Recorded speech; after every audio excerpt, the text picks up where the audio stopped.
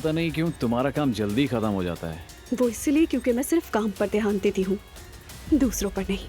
तुम्हारे पर काटने ही पड़ेंगे मुझे। मरियम बेगम, मैंने तुम्हें बहुत दुख दिया। तुम मेरे लिए बहुत कीमती हो। आप सब लोग ये बात कान खोल कर सुन ले कि मैं अपने शौहर के खिलाफ किसी को बात करने नहीं दूंगी। बाबा, हमें तो जैसे नजर ही लग गई है। अजलान की तलाक हो रही है और आपका मामला सब पर वाज़ेह है। मेरा जो मामला था वो बंद हो चुका है, अब कभी नहीं खुलेगा।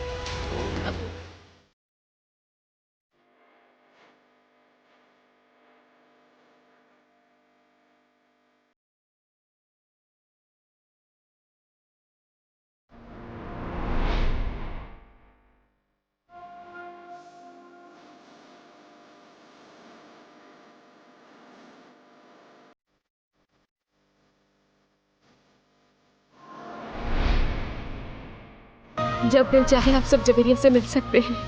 तुम्हें जब भी आना हो आ सकती हो, ये तुम्हारा भी घर है।